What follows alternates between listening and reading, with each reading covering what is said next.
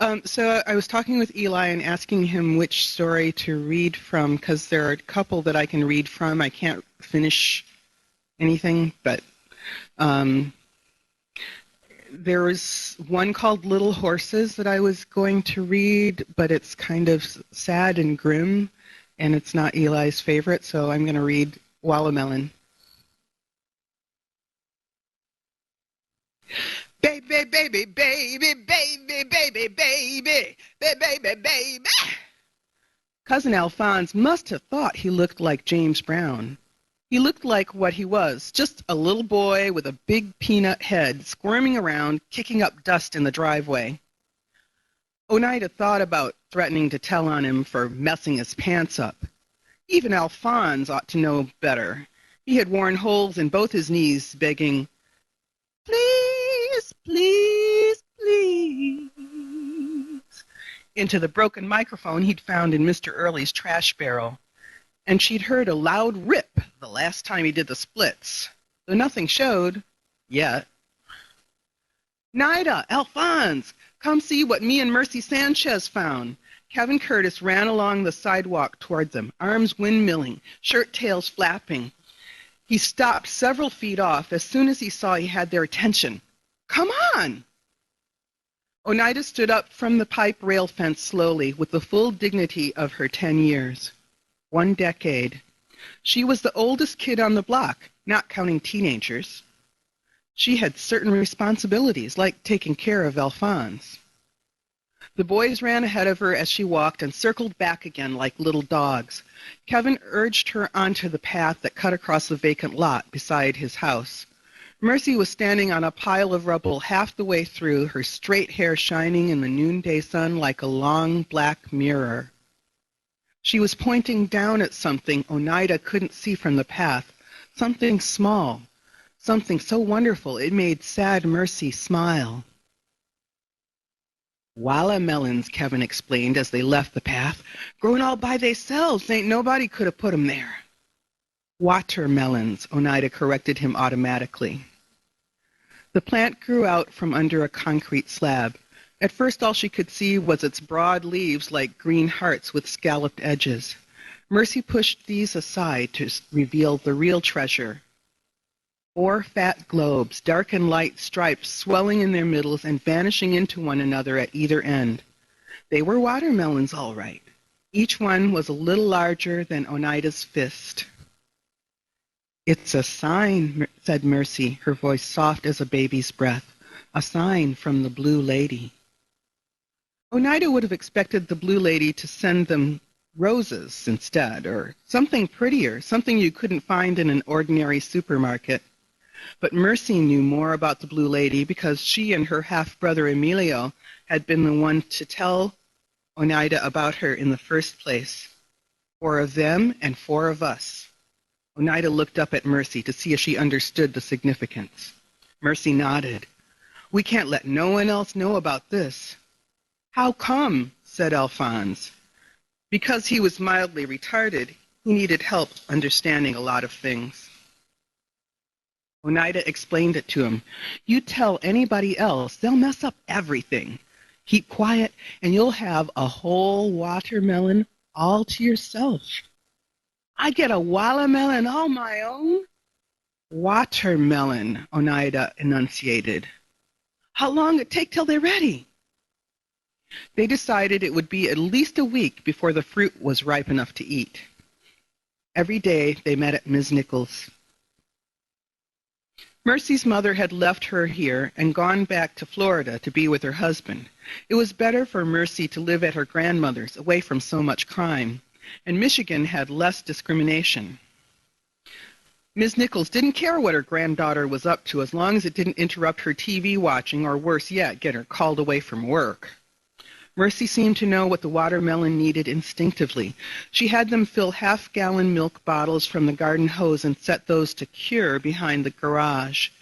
In the dusky hours, after Aunt Elise had picked up Cousin Alphonse, after Kevin had to go inside, Mercy and Oneida smuggled the heavy glass containers to their secret spot. They only broke one. When the boys complained at being left out of this chore, Mercy set them to picking dried grass. They stuffed this into old pillowcases and put these underneath the slowly fattening fruits to protect them from the gravelly ground. The whole time, Mercy seemed so happy. She sang songs about the Blue Lady, how in faraway, dangerous places she saved children from evil spirits and grown-ups. Oneida tried to sing along with her, but the music kept changing, so the stories stayed pretty much the same. There was the one about the girl who was standing on a street corner somewhere down south when a car full of men with guns went by, shooting everybody. But the Blue Lady saved her. Or there was a boy whose mom was so sick he had to stay with his crazy aunt because his dad was already dead in a robbery. When the aunt put poison in his food, he ran away. And the Blue Lady showed him where to go and took care of him till he got to his grandparents' home in Boston, all the way from Washington, D.C. All you had to do was call her name. 1 week stretched unbelievably to 2. The watermelons were as large as cereal bowls, as large as party balloons, but they seemed pitiful compared to the giant blimps in the bins in front of Farmer Jack's. Obviously, their original estimate was off. Alphonse begged and whined so much, though, that Mercy finally let him pick and open his own melon. It was hard and pale inside, no pinker than a pack of Wrigley's gum. It tasted like scouring powder. Oneida knew she'd wind up sharing part of her personal private watermelon with Alphonse, if only to keep him from crying or telling another kid, or a grown-up even. It was the kind of sacrifice a mature 10-year-old expected to make. It would be worth it, though. Half a watermelon was still a feast. They tended the Blue Lady's vine with varying degrees of impatience and diligence. 3 weeks now. How much longer would it take till the remaining watermelons reached what Oneida called the absolute peak of perfection? They never found out.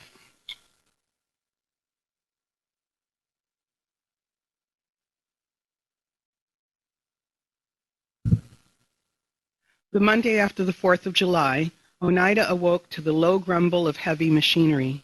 The noise was from far enough away that she could have ignored it if she had wanted to stay asleep.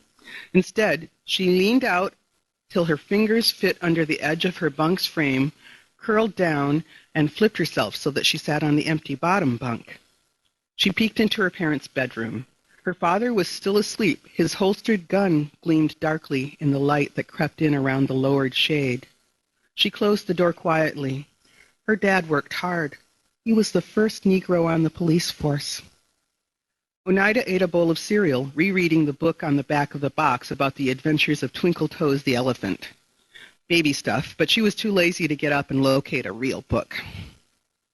When she was done, she checked the square dial of the alarm clock on the kitchen counter. 9:15. In 45 minutes, her mother would be home from the phone company. She'd make a big breakfast. Even if Oneida wasn't hungry, it felt good to talk with Mom while she cooked it, especially if Dad woke up. With Royal and Limoges off at Big Mama's, the three of them discussed important things like voting rights and integration. But there was time for a quick visit to the vacant lot.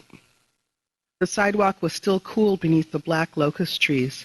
The noise that had wakened her sounded a lot louder out here. It grew and grew, the closer she got to the Curtises. And then she saw the source, an ugly yellow monster machine roaring through the lot, riding up and down over the humps of rubble like a cowboy on a bucking bronco. And Kevin was just standing there on the sidewalk, watching. There were stones all around. She picked up a whole fistful and threw them, but it was too far. She grabbed some more, and Kevin did too. They started yelling and ran toward the monster, throwing stones. It had a big blade. It was a bulldozer. It was pushing the earth out of its way wherever it wanted to go. She couldn't even hear her own shouting over the awful sound it made. Rocks flew out of her hands. They hit it. They hit it again. The man on top, too. Then someone was holding her arms down. She kept yelling, and Kevin ran away. Suddenly she heard herself. The machine was off. The white man from on top of it was standing in front of her, telling her to shut up, or he'd have her arrested. Where was the Blue Lady? There was only Miss Curtis in her flowered house dress, with her hair up in pink curlers. No one was holding Oneida's arms anymore, but she was too busy crying to get away. Another white man asked what her name was. Oneida Brandy, Miss Curtis said. Lives down the street. Oneida, what on earth did you think you were doing, child? What seems to be the problem? Dad. She looked up to make sure. He had on his police hat and his gun belt, but regular pants and a T-shirt instead of the rest of his uniform. He gazed at her without smiling while he talked to the two white men. So she was in trouble. After a while, though, the men stopped paying attention to Oneida. They were talking about the rich white people they worked for and all the things they could do to anyone who got in their way. Kevin's mom gave her a crumpled-up Kleenex to blow her nose on, and she realized all the kids in the neighborhood were there, including Mercy Sanchez. She looked like a statue of herself, like she was made out of wood, of splinters. Then the white men's voices got loud, and they were laughing. They got in a green pickup, parked on the easement, and drove off, leaving their monster in the middle of the torn-up lot. Her father's face was red. They must have said something to make him mad before they went away. But all Dad did was thank Ms. Curtis for sending Kevin over to wake him up. They met Mom on the way home. She was still in her work clothes and high heels, walking fast. She stopped and stared at Dad's hat and gun. Vinny? Little brush with the law, Joanne. Our daughter here is going to explain everything over breakfast. Oneida tried to explain, but Mercy had made her swear not to tell any grown-ups about the Blue Lady, which meant her story sounded not exactly stupid, but silly. All that fuss about a watermelon, Mom said, as if we don't have the money to buy one if that's what you want. Dad said the white men were going to get quite a surprise when they filed their complaint about him impersonating an officer. He said they were breaking the law themselves by not posting their building permit. He said off-duty policemen went around armed all the time. Aunt Elise brought over Cousin Alphonse. They had to play in the basement even though it was such a nice day outside. And Kevin Curtis and Mercy Sanchez weren't allowed to come over, or anybody. After about 80 innings of ding-dong delivery, Oneida felt like she was going crazy with boredom. She was sorry she'd ever made the game up. All you did was put a blanket over yourself and say, ding-dong, delivery, and the other player was supposed to guess what you were. Of course, Alphonse adored it. Mom let them come upstairs and turn on the TV in time for the afternoon movie. It was an old one, a gangster story, which was good. Oneida hated gangster movies, but that was the only kind Cousin Alphonse would watch all the way through. She could relax and read her book. Then Mom called her into the bedroom. Dad was there, too. He hadn't gone to his other job. They had figured out what they were going to do with her. They were sending her to Detroit, to Big Mama. She should have known. The 2 times she spent the night there, she'd had to share a bed with Limoges, and there hadn't been one book in the entire house. What about Cousin Alphonse, she asked. How am I supposed to take care of him if I'm in Detroit? You just concentrate on learning to take better care of yourself, young lady. Which wasn't a fair thing for Mom to say. After dark, Oneida snuck out. She had stayed inside all day, exactly as she promised. Now it was night. No one would expect her to slip the screen out of her bedroom window and squirm onto the fresh-mowed lawn. That wasn't the kind of thing Oneida ever did. She wouldn't get caught. The big orange moon hung low over Lincoln Elementary. Away from the streetlights, in the middle of the ravaged vacant lot, it made its own shadows. They hid everything, the new hills and the old ones. It was probably going to be impossible to find the watermelon vine, if it had even survived the bulldozer's assault.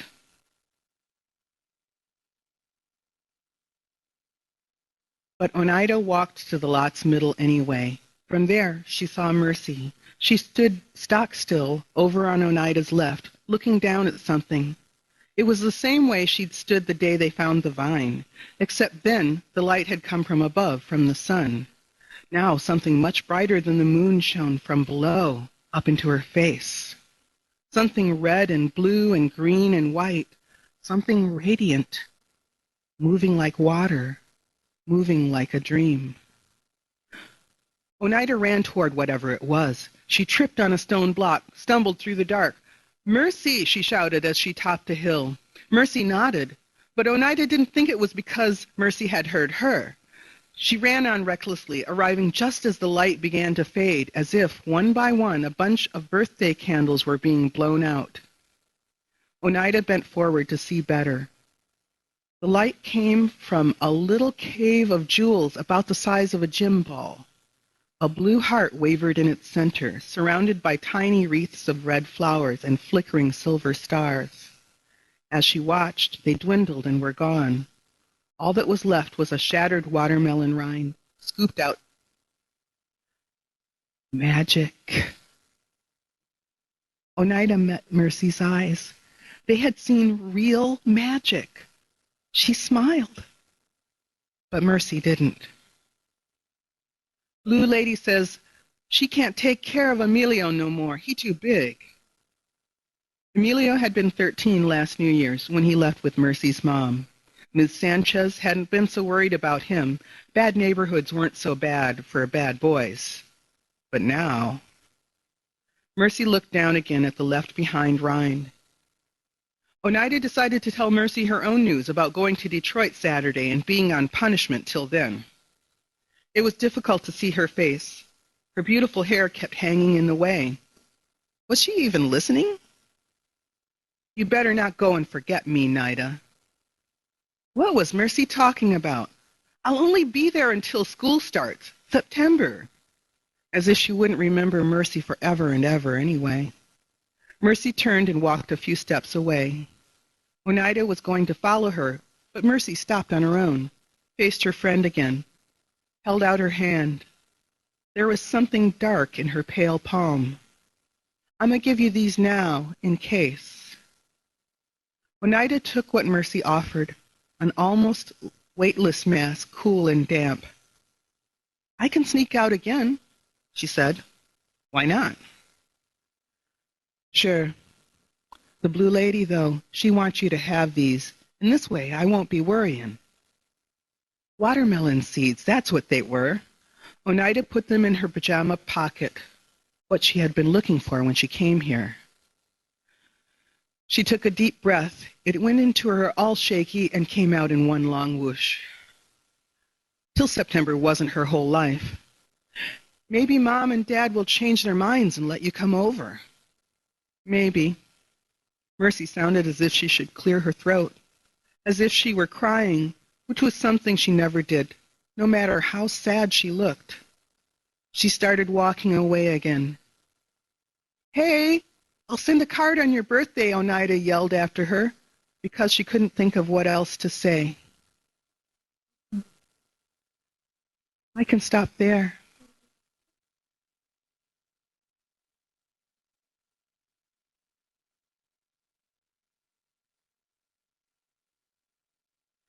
Yeah, I think I'll read two. I'll read 2 more pages. Okay.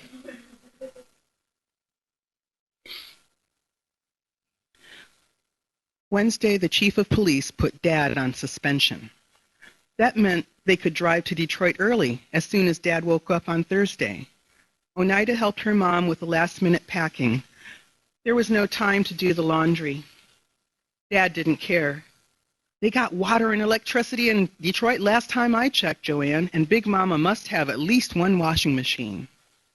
They drove and drove. It took 2 whole hours. Oneida knew they were getting close when they went by the giant tire 10 stories tall. There were more and more buildings, bigger and bigger ones. Then came the billboard with a huge stove sticking out of it, and they were there. Detroit was the 5th largest city in the United States. Big Mama lived on a street called Davenport, like a couch, off Woodward. Her house was dark and cool inside, without much furniture. Royal answered the door and led them back to the kitchen, the only room that ever got any sunshine. "Y'all made good time," said Big Mama. "Dinner's just getting started." She squeezed Oneida's shoulders and gave her a cup of lime Kool-Aid. Can I go finish watching cartoons? Asked Royal. Your mama and daddy and sister just drove all this way. You ain't got nothing to say to 'em? Limoges over at the park with Lou Emma and Ivy Joe, she told Mom and Dad. They sent Royal to bring her home and sat down at the table, lighting cigarettes. Oneida drank her Kool-Aid quickly and rinsed out her empty cup. She wandered back through the house to the front door. From a TV in another room, boingy sounds like bouncing springs announced the antics of some orange cat or indigo dog. Mercy watched soap operas. Maybe Oneida would be able to convince the other children those were more fun. Secret, forbidden shows grown-ups didn't want you to see about stuff they said you'd understand when you got older. Limoges ran over the lawn, shouting, "Nida! Nida!" At least somebody was glad to see her. Oneida opened the screen door. "I thought you wasn't coming till Saturday." "Weren't," she corrected her little sister. "I thought you weren't." "What happened?" "Dad got extra days off. They're in the kitchen." Royal and the other kids were nowhere in sight. Oneida followed Limoges back to find their parents. It was hot. The oven was on. Big Mama was rolling out dough for biscuits and heating oil.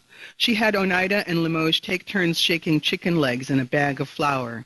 Then they set the dining room table and scrounged chairs from the back porch. And when that wasn't enough chairs, from Big Mama's bedroom upstairs. Only Oneida was allowed to go in. It smelled different in there than the whole rest of the house. Better. Oneida closed the door behind her. There were more things, too. Bunches of flowers with ribbons wrapped around them hung from the high ceilings. 2 tables overflowed with indistinct objects, which pooled at their feet.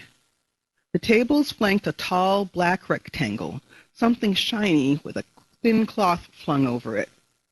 She came closer. A mirror? She reached to move aside the cloth, but a picture on the table to her right caught her eye. It was a picture of what she had seen that night in the vacant lot. A blue heart floated in a starry sky with flowers around it. Only these flowers were pink and gold. And in the middle of the heart, a door had been cut. The door's crystal knob seemed real. She touched it. It was real. It turned between her thumb and forefinger. The door opened. The door opened, and there was the Blue Lady. Oneida had never seen her before, but who else could this be a painting of? Her skin was pale blue like the sky. Her hair rippled down dark and smooth all the way to her ankles. Her long dress was blue and white with pearls and diamonds sewn on it in swirling lines. She wore a cape with a hood, and her hands were holding themselves out as if she had just let go of something, a bird or a kiss. The Blue Lady. So some grown-ups did know.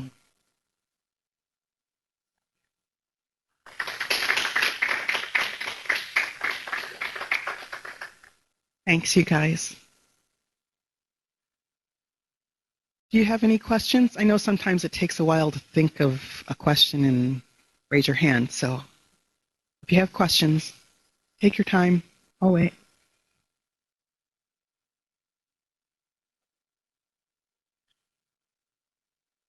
Yeah, Eli.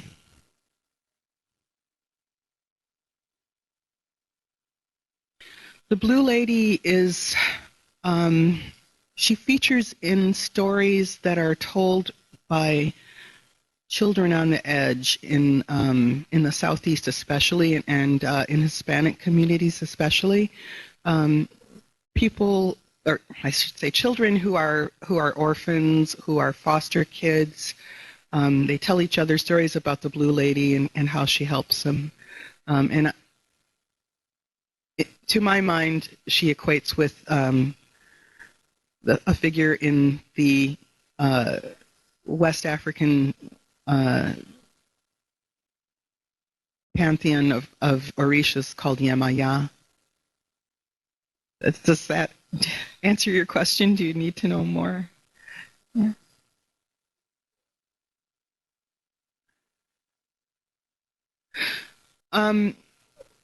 The stories are stories that kids tell to each other. So it's sort of like folklore, but it's not adult folklore. The stories of the Blue Lady, and then Yemaya is a goddess. So, but there are reasons why I think they're the same. I don't know. I don't think I'll go into those though. Yeah. You had a question?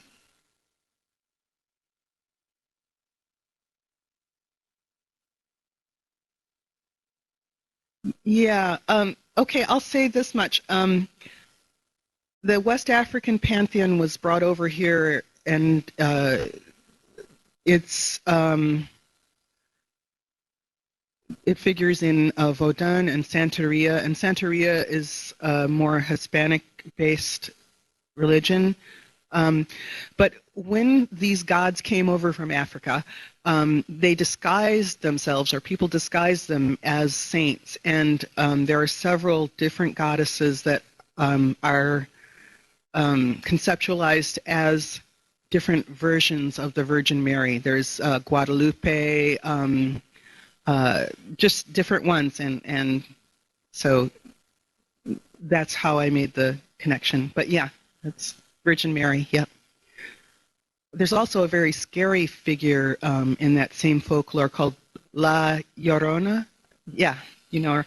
Yeah, and she's also based on another version of the Virgin Mary. She cries bloody tears and she eats children. She's very scary. I didn't bring her into the story. You don't have to just ask me questions about the story either. If you can think of anything else that's, I think I might be able to answer besides what a filter house is.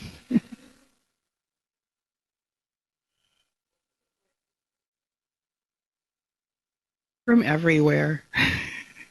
um, that one, actually, I was thinking about that as I was reading it. There's an anthology called Mojo Conjure Stories, and it's still out. It's by Warner, and the editor is Nalo Hopkinson, another black science fiction fantasy writer.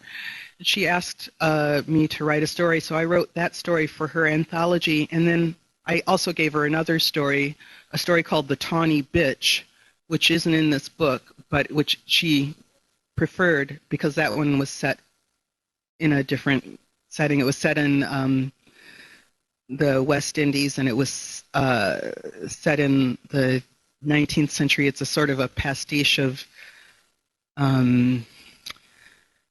Louisa May Alcott's stories and a bunch of M.R. James ghost stories and stuff like that. So she preferred that. So that's why I wrote this one, was to get it in that book, and it didn't get in there. And this one is also, it owes a lot to my childhood in Kalamazoo. There's my mom, when she hears me read it, she says, "Oh yeah, Lincoln Elementary." Yeah, and my dad used to eat sausages from one of the places they go to. So yeah, it's very nostalgic for me. I don't know what it's like for anybody else. Some stuff. There's one story in Filter House called Bird Day, and that one is pretty much from a dream that I had. So dreams are another source. Hope that answered your question. Yeah.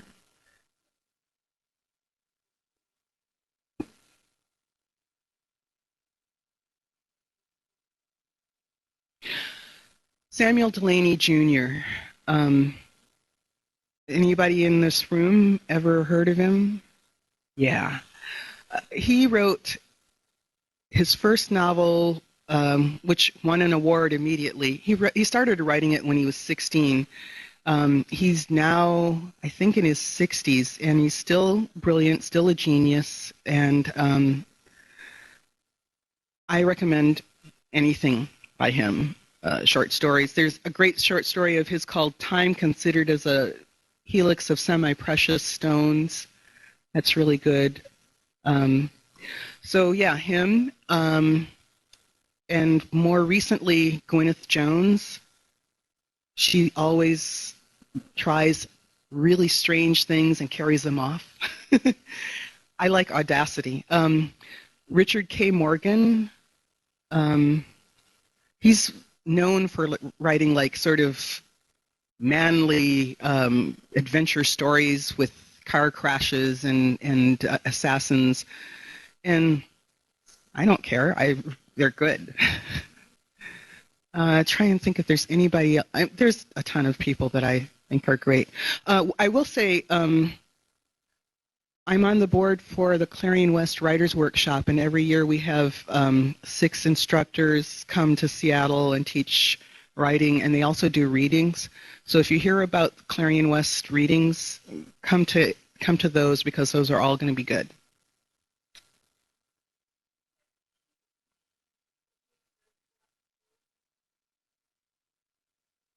Yeah. Yeah, I was talking about this. There's an interview online with me at Fantasy Magazine. I was talking about this because it's a question that people keep asking. And okay, there's 14 stories in this book. The editor picked them out. So there were stories that Timmy Duchamp, the editor, really liked. But the person that did the interview, Eileen, is also the one that did the introduction for this, Eileen Gunn, and she said that they have to do a lot with mother-daughter relationships and identity and connecting with the other world. So there you go. That's somebody else can figure that out. So. Yeah, Eli.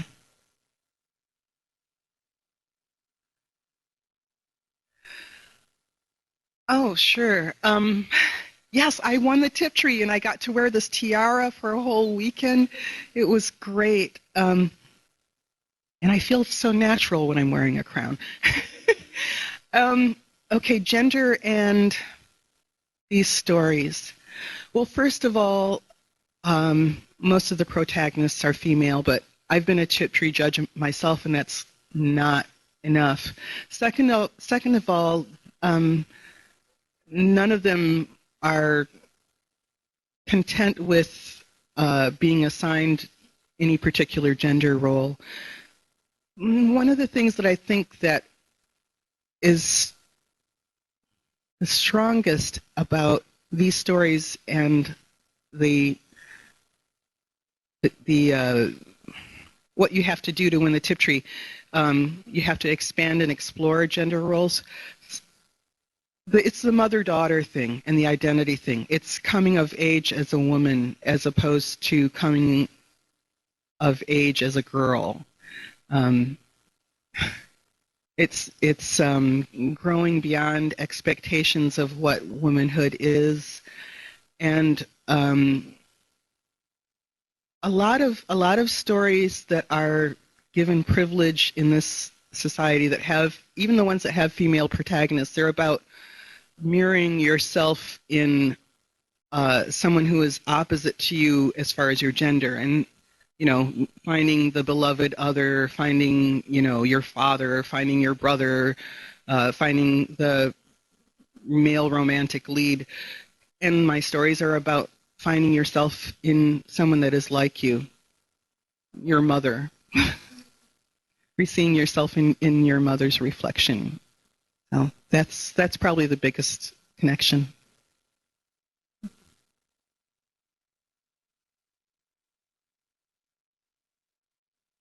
1,000, 2,000, 3,000, 4,000. Yes.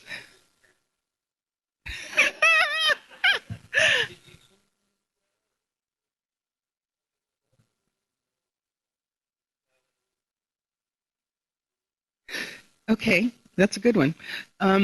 So I was living in Michigan. I lived in Kalamazoo, and I lived in Ann Arbor, and I got married, and then I got divorced, and as I practiced this West African tradition too, right? So I went to a priest, and she did divination for me, and she said, whatever changes you're thinking of making, you have to make them deeper. You have to do more. So I'd been thinking of moving to another house. She said, no, you got to move to another city. So then I did divination myself, because you can do that, and I asked where I should go. I had been to Seattle for 2 writing things. I came here as a student for in the year 1992 at Clarion West. And then I came back a year later and went to Whidbey Island and stayed there for 6 weeks at a writing retreat called Cottages at Hedgebrook. So first I asked about going to the Bay Area because that's where the priest lived and that's where all these people that I practiced this Western African religion with lived. And the answer came back, there's no support from my ancestors for that. So then I asked, well, what about Seattle? Yes, Seattle is the place. And it is a great place to be a writer, and especially to be a science fiction fantasy writer. There are a lot of us here. There's a good community. So that's what Seattle is to me. Plus, I get to be by the sea, by the ocean, which Lake Michigan was as close as I got before. So yeah, that's why. Yeah, divination. That's the short answer.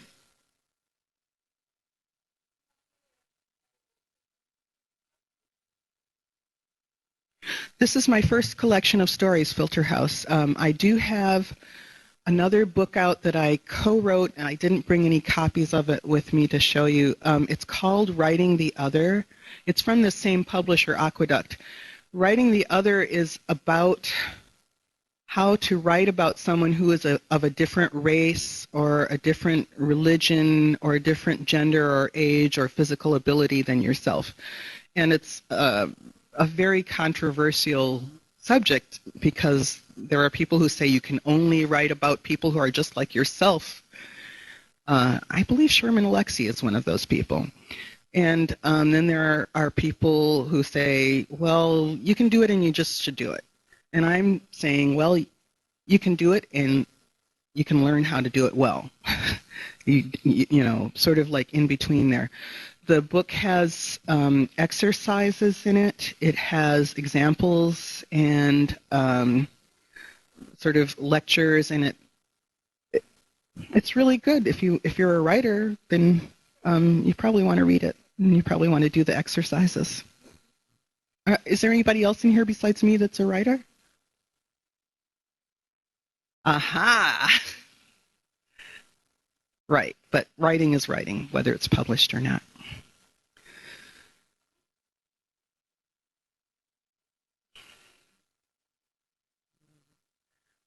I sent the editor 28 stories. I think she was a little overwhelmed. And some of them were, well, you know, they weren't that great. But she picked 11 stories that had been published and 3 that I'd never been able to sell. Yeah.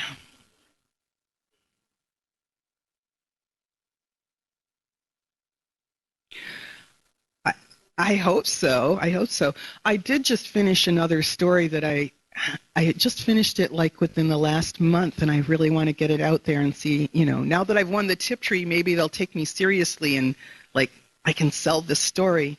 It's called Something More, and it's a fantasy based on the life and death of a British folk rock singer, Sandy Denny, who was in a group called Fairport Convention. So hopefully that will get out there. And I have um, a couple of novels that I've been revising, and maybe those now are a little more marketable. There are some stories that you can read that aren't actually in this book that were published. A couple of them online. There's one called Wonder Worker of the World that's online. Oh, and Cruel Sista, but that one is in the year's best fantasy. That one's not online, but I like that one, but it's not in this book. Yes. If you want to go to my site, you can just search on my name, or you know, you'll come up with my website because it's pretty unusual spelling. It comes up right away, and then there are links to the online stories. Thanks, Eli. Yeah.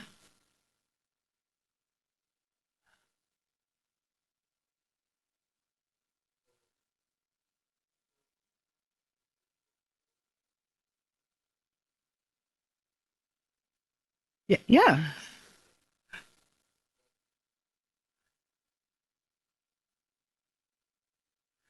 How do I find I'm most productive? Well, if somebody's promising to give me some money, that's a really big incentive, you know. Um, so the things that get written first are the ones that I've got money coming for, and the ones that I even prioritizing among those. It's if somebody um, has paid me before and they paid me on time. I once waited 2 years to be paid for a story. 2 years after I'd sent it in. And you can't really, go on strike or anything if you want to sell another story to this person, but 2 years. Yeah. And then I think, were you asking about like routines for getting myself going? Yeah. Yeah. Here's what I do. I pray.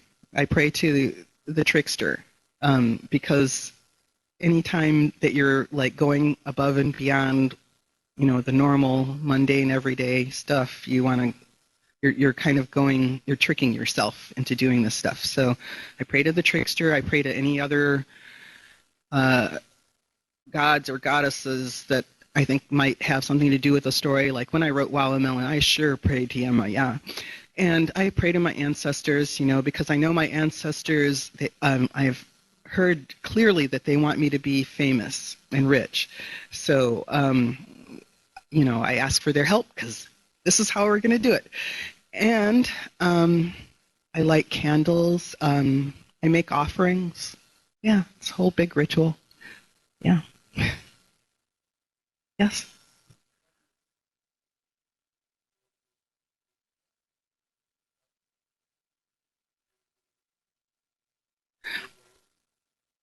Um, Nicola Griffith, who is another local science fiction and fantasy writer, she did an exercise where she asked her students to um, visualize the writing process. What was the writing process like for them? And for me, it's like I have a compass, a canteen, a machete, and I start on one side of this big valley and I go down into it. And then every once in a while, I have to climb up a tree and see where I am. And so I have an idea of where I'm going, but not necessarily how I'm going to get there. And Walla Melon, this story, I sort of knew where I was going. I knew what was going to happen, and I knew what the heroine wanted and whether or not she was going to get it and at what cost. But I didn't realize I was at the end until I wrote the last sentence. And I said, oh, okay, I'm done, which was a nice feeling. That's how it works for short stories. Novels have to be a little more plotted because there's more time involved.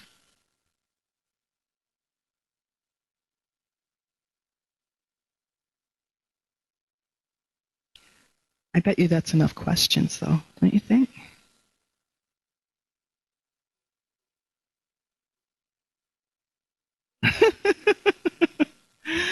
And who would I sell that to?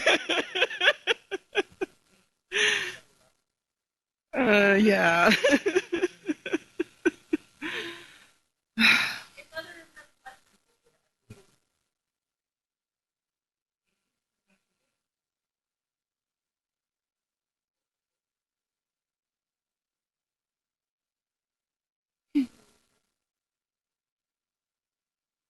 It doesn't look like it. Thank you. Thank you.